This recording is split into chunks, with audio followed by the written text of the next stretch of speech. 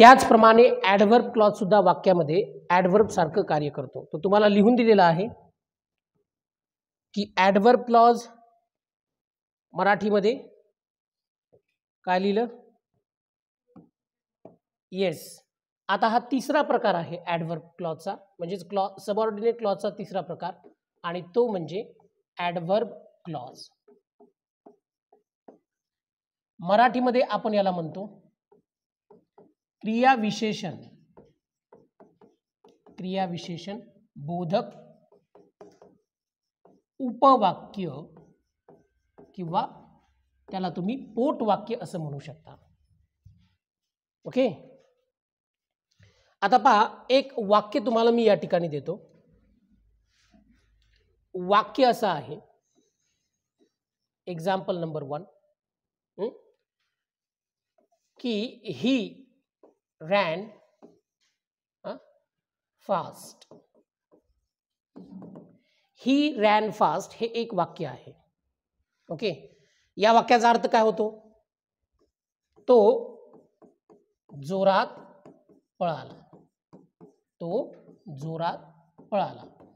आता मूळ वाक्य जर आपण बघितलं तर ही हा सब्जेक्ट आणि रॅन वर्ब आहे. ही आहे सब्जेक्ट, रॅन आहे वर्ब.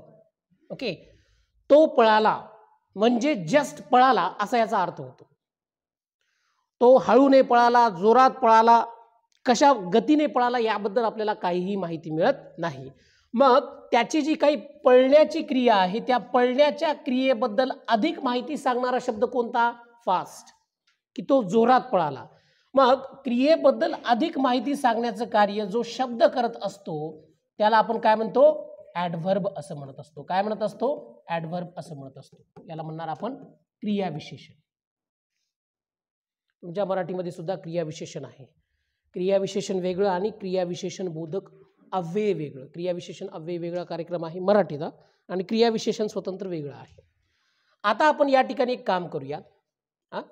वरचं वाक्य डबल मी लिहितो या ठिकाणी, ही रॅन. ओके. आता आपल्याला काय करायचं आहे की तो जोरात पळाला असंच सांगायचं आहे, परंतु एका सब ऑर्डिनेट क्लॉजच्या माध्यमातून. तर मराठीमध्ये सांगा तो पळाला, पुढे सांगा. एखादं वाक्य तयार करता येईल तुम्हाला. तो ट्रेनच्या गतीने पळाला, वाऱ्याच्या गतीने पळाला, घोड्यापेक्षा जोरात पळाला, बुलेट ट्रेनच्या गतीने पळाला, कान कापलेल्या कुत्र्यासारखा पळाला. एखादं वाक्य तयार करता येईल तुम्हाला. तो असा पळाला. सांगा. आता आपल्याला काय करायचं आहे, त्याची ही जी पळण्याची क्रिया आहे या पळण्याच्या क्रियेबद्दलच अधिक माहिती सांगायची आहे, परंतु एका सबऑर्डिनेट क्लॉजच्या माध्यमातून सांगायची आहे. कशी सांगायची आहे? सबऑर्डिनेट क्लॉजच्या माध्यमातून. He ran. बोला. बसण्याबद्दल बोलायला का? चला. He ran as if.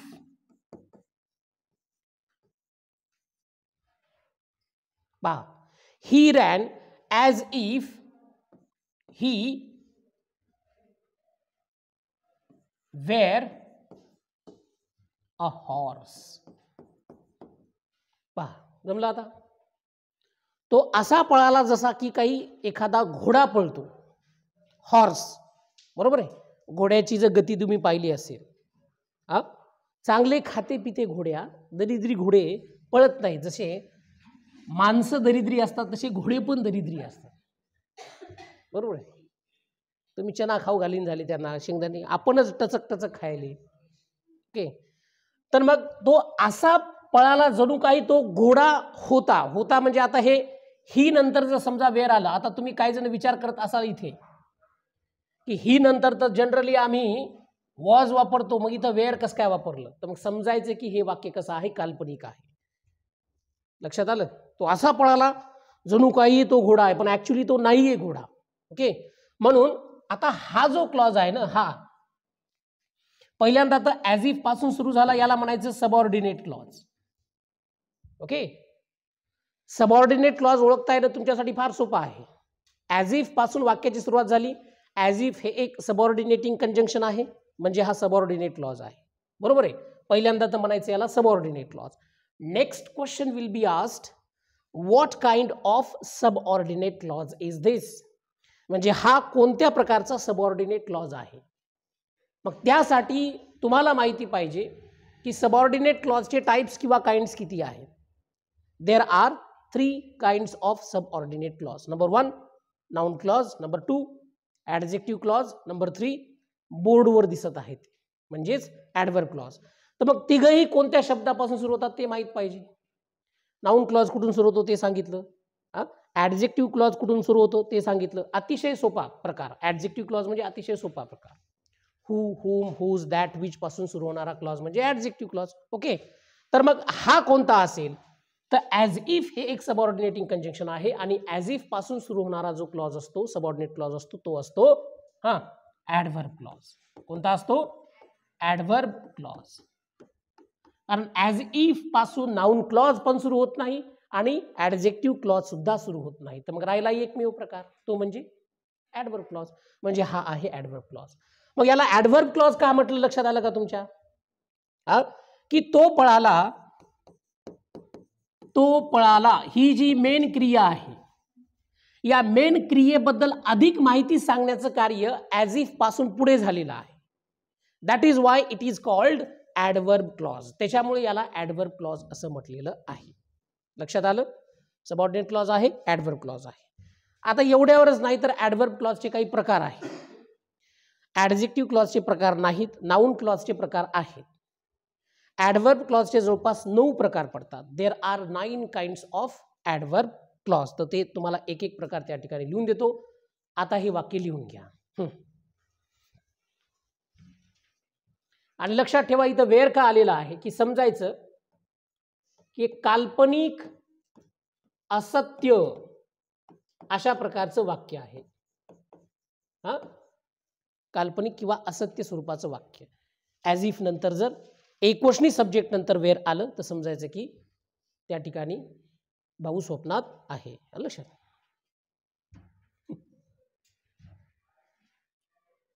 घ्या लिहून. थंडगार हात झाले असतील बाहेरून आल्यामुळे. आज कोणी हे जे थंड पाण्याने आंघोळ करायला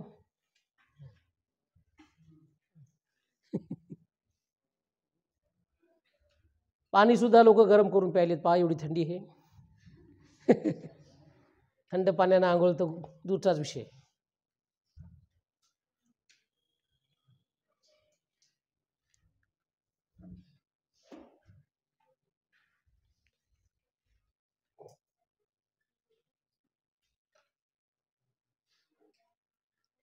आवाज तर यायला सगळ्याला.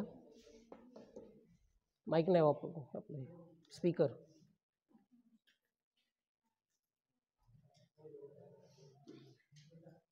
हा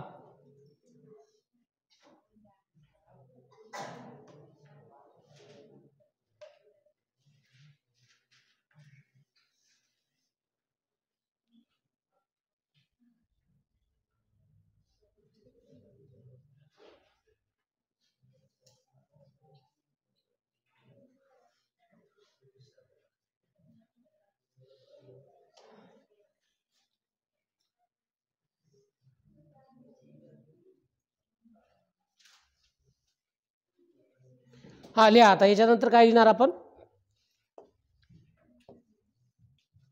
काइंड्स ऑफ ॲडव्हर्ब क्लॉज. लिहावर हेडी.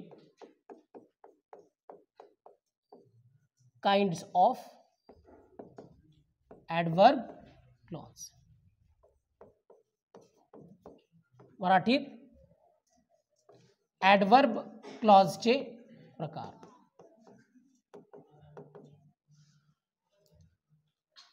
लिहा. त्याच्या खाली लिहा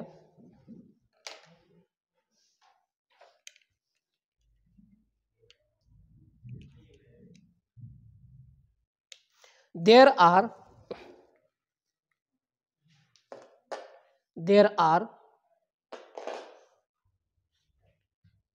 9 kinds of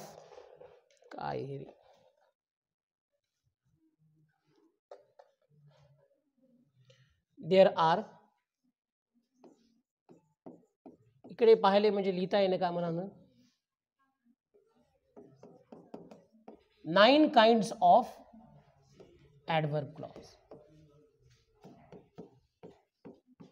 ॲडव्हर्ब क्लॉजचे 9 प्रकार पडतात. ॲडव्हर्ब क्लॉजचे 9 प्रकार पडतात.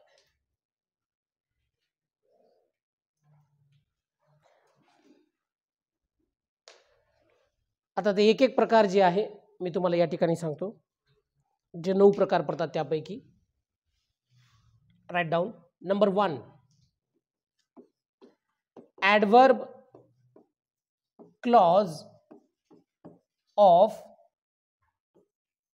Time. First one. Second, adverb clause of place. Full stop देऊ नका, पेन चालली माझी. Adverb clause of reason. हे आर मुद्दाम कॅपिटल ठेवतो, हा स्पेशल आहे हे दाखवण्यासाठी. Adverb clause of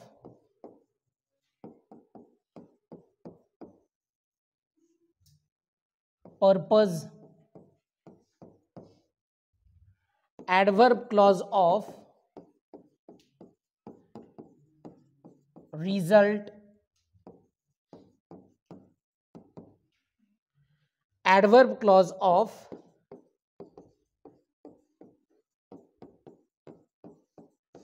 manner.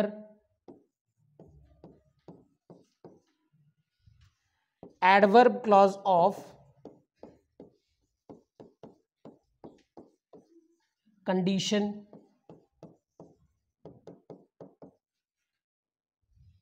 Adverb clause of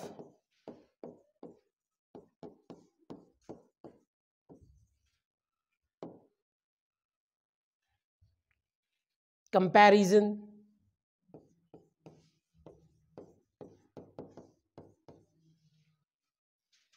आणि लास्ट वन टाका, ॲडव्हर्ब क्लॉज ऑफ contrast.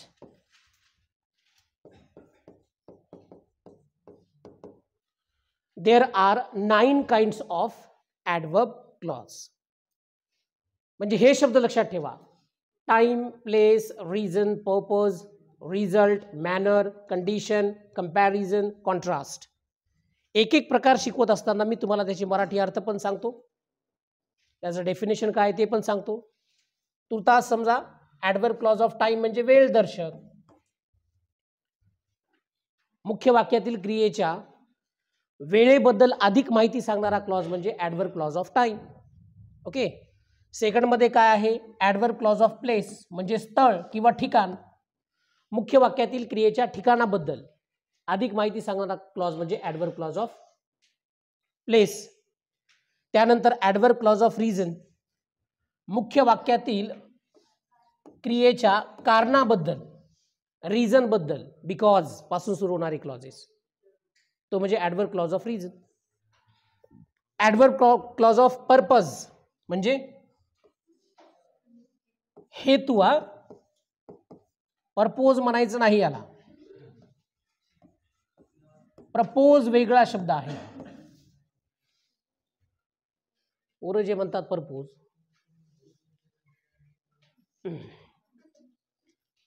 हा, ॲडव्हर्ब क्लॉज ऑफ रिझल्ट म्हणजेच काय, मुख्य वाक्यातील क्रियेच्या परिणामाबद्दल जास्त माहिती सांगणं.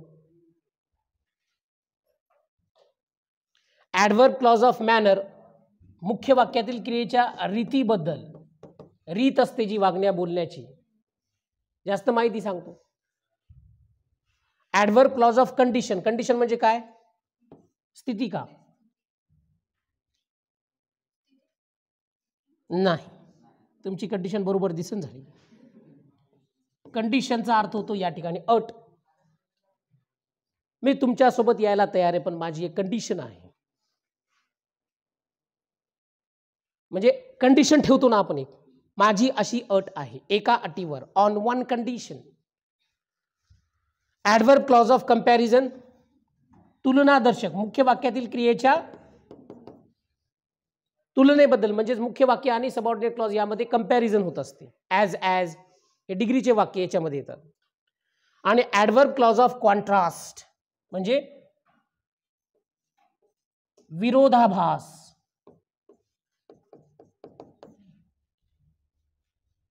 विरोधाभास मुख्य वाक्यातील क्रियेच्या एकदम कॉन्ट्रास्टिंग क्रिया ज्या सबऑर्डिनेट क्लॉज मध्ये दिसते त्याला म्हणायचं ॲडव्हर्ब क्लॉज ऑफ कॉन्ट्रास्ट. म्हणजे हे जे अल्दोचे जे वाक्य आहेत मित्रांनो, अल्दो किंवा दोचे जे वाक्य आहेत, आता याचा अर्थ काय होतो? जरी तरी. तुमच्या माहितीसाठी सांगतो, इंग्लिश तसेच मराठीमध्ये पॅराडॉक्स नावाचा एक अलंकार आहे. त्याला विरोधाभास अलंकार म्हणतात. इंग्लिशमध्ये पण आहे आणि मराठीमध्ये सुद्धा आहे. तर मराठीतलं एखादं विरोधाभासाचं उदाहरण सांगा. Paradox. One example of paradox in Marathi, ज्यामध्ये दोन कॉन्ट्रास्टिंग क्रिया एकत्र घ्या. म्हणजे कसं, काही माणसं पावसात भिजूनही कोरडी असतात. Is this possible? पॉसिबल आहे भाऊ. काही माणसाच्या पायाला लागूनही ते कुत्र्यासारखे घोड्यासारखे पळतात. हा शक्य आहे का? अभ्यास करूनही ती नापास झाली, हे शक्य आहे? शक्य आहे. अभ्यास तर केला, पण कसा केला त्याच्यावर अवलंबून आहे. तुम्ही 8-8 तास अभ्यासिकेत बसले पुस्तक घेऊन, मग असं काय आहे त्या भूगोलाच्या पुस्तकात जे हसू यायले तुम्हाला? 8 तास अभ्यास करताना तर दिसायले, पण ते मन लावून जर अभ्यास नाही केला, दॅट इज पॉसिबल. पण असं होत नाही. मेहनत करणाराला नेहमी फळ यश मिळतच असतं. फक्त तुमची मेहनत प्रामाणिक असली पाहिजे. तर तुम्हाला मी मराठीतलं 1-2 उदाहरण सांगत होतो. ही तुमच्या मराठी व्याकरणामध्ये पण आहे, इंग्रजी व्याकरणामध्ये सुद्धा आहे. तुम्हाला किमान मराठीतलं तरी माहीत पाहिजे होतं. इंग्लिशचं जाऊ द्या, त्याच्या टॅलेंटेड आहेत तुम्ही ऑलरेडी. लक्षात. दो अल्दो पासून सुरू होणारे वाक्य इंग्लिशमधले एक एक्झाम्पल सांगतो तुम्हाला पॅराडॉक्सचं. माय स्लेट. स्लेट म्हणजे काय? पाटी. My slate remains blank in spite of writing. म्हणजे लिहून सुद्धा माझी पाटी कोरीच आहे. आता समजा हा बोर्ड आहे, याच्यावर मी लिहायलो, कोरच उमटायले, म्हणजे बोर्डमध्ये प्रॉब्लेम नाही. ते कॉन्ट्रास्टिंग 2 क्रिया मुद्दाम इथे घेतलेल्या आहे, म्हणून त्याला पॅराडॉक्स म्हटलेलं आहे. मराठीतली फार छान उदाहरणं आहे की या ठिकाणी बस असोत. आपण अलंकार पाहत असताना त्यामध्ये आपण डिटेलमध्ये चर्चा करूयात. विरोधाभास किंवा पॅराडॉक्स मराठीतलं पाहत असताना, इंग्लिशमधलं पाहत असताना. तर हे 9 प्रकार आपल्याला या ठिकाणी पाहायचे आहेत. एक प्रकार तुम्हाला सांगणार आहे. एवढं अवघड काही नाही, घाबरून जायची गरज नाही. तुम्हाला बरोबर मी असे सिलेक्टेड शब्द सांगतो, ते शब्द लक्षात ठेवायचे. तो शब्द दिसला म्हणजे ॲडव्हर्ब क्लॉज, संपला विषय. डिटेक्ट करायचं त्याला. घ्या यातला पहिला प्रकार सुरू करा. Adverb clause of time. First one, adverb clause of time.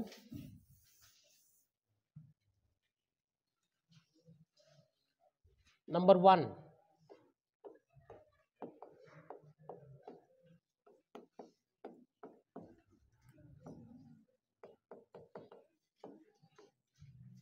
वेळ ऑब्लिक कालदर्शक. क्रिया विशेषण बोधक. उपवाक्य किंवा पोट वाक्य याला म्हणायचं.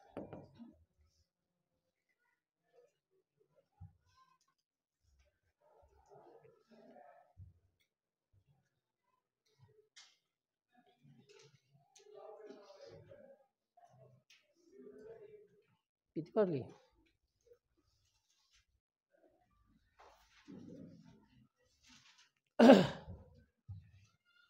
असेल आली त्याच्या खाली. आता what is this adverb clause of time? याला काय म्हणायचं, नेमकं कसं लक्षात ठेवायचं? असेल या मराठीमध्ये. मेन क्लॉज मधील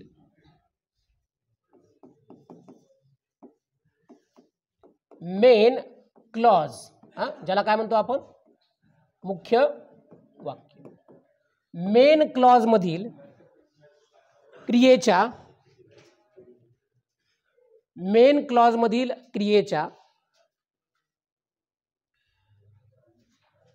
टाइम बद्दल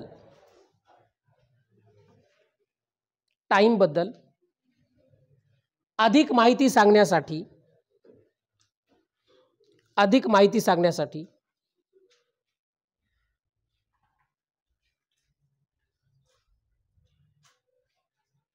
ज्या क्लॉजचा उपयोग केला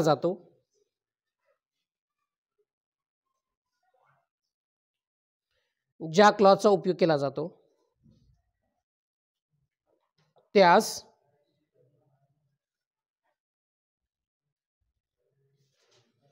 ॲडव्हर्ब क्लॉज ऑफ टाइम असे म्हणतात.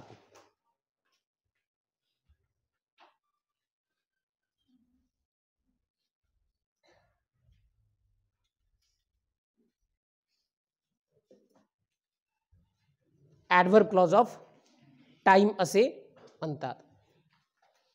या सब ऑर्डिनेट क्लॉजची सुरुवात शॉर्टकटमध्ये लिहा SC.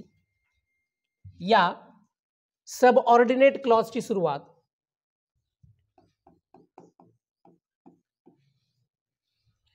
आता कोणत्या शब्दापासून होते, आता ते शब्दानुसार ओळखायचं आहे तुम्हाला, whether it is adverb clause of time or not. म्हणजे फक्त हे शब्द तुम्हाला चेक करायचे आहेत की त्या सबऑर्डिनेट क्लॉजच्या सुरुवातीला आलेले आहेत किंवा नाही. या सबऑर्डिनेट क्लॉजची सुरुवात लिहा जास्त करून Wien, Wien ever, while, till, until, as,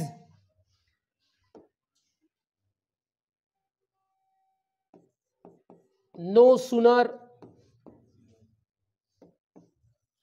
as soon as,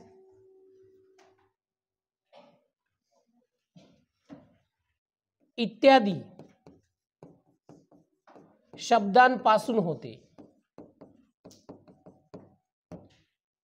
शब्दांपासून होते. म्हणजे नो सुनर दॅनचं जे वाक्य आहे, इथे टिंब टिंब करून दॅन लिहा वाटल्यास.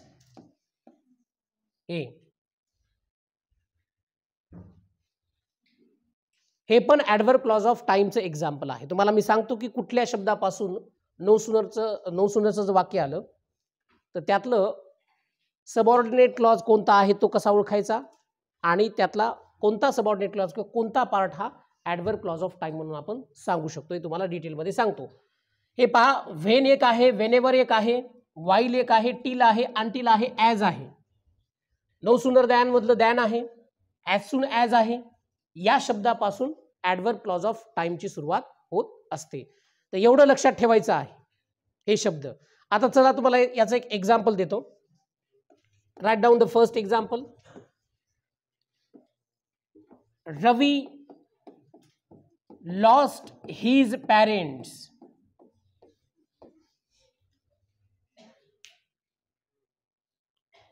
रवी लॉस्ट हिज पॅरेंट्स. आता हा सबऑर्डिनेट क्लॉज आहे का मेन क्लॉज आहे सांगा. Whether this is a subordinate clause or main clause. कोणता क्लॉज आहे? मेन क्लॉज आहे. कशावरून मेन क्लॉज आहे? कारण की सबऑर्डिनेटिंग कंजंक्शन किंवा कुठलाच शब्द तुम्हाला असा इथे दिसणं ज्यावरून आपण म्हणू शकतो की हा सबऑर्डिनेट क्लॉज आहे. So this is a main clause. तर हा आहे मेन क्लॉज. याला आपण म्हणतो मुख्य वाक्य. आता मुख्य वाक्य म्हटल्यानंतर त्या मुख्य वाक्यात काहीतरी क्रिया घडलेली असेल. आता क्रिया काय घडली की रवी लॉस्ट हिज पॅरेंट्स, म्हणजे रवीने त्याचे पॅरेंट्स गमावले. आता मला इथं असं पण म्हणता येतं की Ravi lost his parents in 2022 when there was COVID-19. कदाचित आपल्यापैकी काही जणांनी आपले नातेवाईक त्या COVID-19 मध्ये गमावलेले आहे. Okay. I lost my aunt म्हणजे आंटी अर्थात मामी. लक्षात, म्हणजे मामीला आंटी म्हणू शकता. आपल्याकडे आंटी म्हणलं की वेगळंच समजलं जातं. बरोबर आहे. आंटी म्हणलं की दुसरीच घंटी वाजते आपल्याकडे. तो तसा अर्थ काढायचा नाही आपल्याला. तर मामी असेल, काकू असेल, मावशी असेल किंवा रस्त्यावर दिसणारी कोणतीही बाई असेल तिला तुम्ही आंटी म्हणू शकता, पण म्हणू नका. आपल्या कल्चरमध्ये तो शब्द बरोबर समजला जात नाही. किंवा एखाद्या मुलीला म्हणू नका. तुम्ही पण मुलांना अंकल म्हणू नका. पुणे मुंबई सारख्या ठिकाणी नावानं बोलण्याचा म्हणजे प्रघात आहे. मॅडम सुद्धा म्हणू देत नाही तिथल्या महिला. Call me Priya, call me Tia, असं ते म्हणजे त्यांचं ते तिथलं एक कल्चर तिथं सेट झालेलं आहे. ताई तर विषयच नाही. भाऊ तरी म्हटलं जातं महाराष्ट्रामध्ये जास्त करून. ताई म्हटलेलं त्यांना आवडत नाही. लक्षात. मग तुम्हाला इथं तर ते सांगत होतो की आय लॉस्ट माय मामी, आलं लक्षात, ड्युरिंग कोविड-19. तर मग मला इथं असं पण म्हणता आलं असतं की रवीने आपले आई वडील 2020 मध्ये गमावले, तर तो सबऑर्डिनेट क्लॉज झाला नसता. तो सबऑर्डिनेट क्लॉज झाला नसता. मला इथे मुद्दाम सबऑर्डिनेट क्लॉज तयार करायचा आहे. समजा असं लिहू बी शकतो मी वाक्य की इन 2020. आता पहा खाली हेच वाक्य पुन्हा एकदा लिहितो की Ravi lost his parents when there was कोविड-19. हे वाक्य याला एक्सप्लेन करतं की जेव्हा कोरोना होता, कोरोनाचा कालावधी होता, तेव्हा रवीने आपले आईवडील गमावले. आता थोडंसं वेगळं वाक्य टाकतो. When he was a child. म्हणजे ही केस बऱ्याच वेळेला आढळून येते आपल्याला की लहान असतानाच त्याचे आईवडील गेले. Ravi lost his parents when he was a child. जेव्हा तो एक छोटा मुलगा होता, चाइल्ड होता. तर बघा आता परीक्षेत प्रश्न कसा येतो. पहिल्यांदा विचारतात ते सबऑर्डिनेट क्लॉज कुठं आहे ते अंडरलाईन करून देतात तिथं तुम्हाला. आता व्हेनच्या खाली अंडरलाईन असेल. विचारतील की हा सबऑर्डिनेट क्लॉज आहे का मेन क्लॉज आहे, तर एक तर गोष्ट क्लिअर आहे की हा सबऑर्डिनेट क्लॉज आहे. पुढचा प्रश्न ते विचारतील की मग सबऑर्डिनेट क्लॉजचे 3 प्रकार आहेत. नाउन क्लॉज आहे, ऍडजेक्टिव्ह क्लॉज आहे, ऍडव्हर्ब क्लॉज आहे. तर मग या तिघांपैकी कोणता, तर मग बघायचं की व्हेन आले का, मग हा ऍडव्हर्ब क्लॉज आहे. ऍडजेक्टिव्ह क्लॉज मध्ये पण व्हेन येतं, पण ते नामाला एक्सप्लेन करण्यासाठी येतं, नामाचं वर्णन करण्यासाठी येतं. हे नामाचं वर्णन करत नाहीये, पॅरेंट्सचं वर्णन करत नाही, हे अखंड क्रियेचं वर्णन करत आहे की ही क्रिया कधी घडली. म्हणजे हा आहे ऍडव्हर्ब क्लॉज. ओके. मग ऍडव्हर्ब क्लॉजचे 9 प्रकार. त्या 9 प्रकारातला कोणता मग तुम्हाला शिकवलेलं असेल. 9 प्रकार ऍडव्हर्ब क्लॉजचे. त्यात तुम्हाला शिकवलेलं असेल की बाबा व्हेन पासून जर एखादा ऍडव्हर्ब क्लॉजचा प्रकार सुरू होत असेल तर त्याला म्हणायचं काय सांगा, adverb clause of time. Adverb clause of time हा झाला ऍडव्हर्ब क्लॉज ऑफ टाइम. बाकीच्या सबऑर्डिनेटिंग कंजंक्शनचे एक्झाम्पल्स तुम्हाला मी उद्या देतो. थोडासा वेळ यासाठी घेतला की पहिलं वाक्य थोडंसं एक्सप्लेन करून सांगायचं असतं. आता बाकी हे पटापट वाक्य दिले की तुम्हाला ते कळून जातं. ठीक आहे. ऍडव्हर्ब क्लॉज ऑफ टाइम ची सुरुवात केली आपण, एक उदाहरण पाहिलं.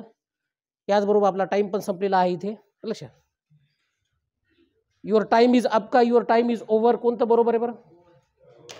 ओव्हर का अप? टाइम इज अप म्हणायचं. टाइम इज ओव्हर म्हटल्यानंतर ते वेगळा अर्थ होतो त्याचा. तुम्हारा खेल खलास हो गया. तुझा वेळ संपला म्हणजे तू बर्बाद झाला, त्या टाईपमध्ये टाइम इज ओव्हर म्हणतात. टाइम इज अप म्हणायचं, अप शब्द वापरायचा.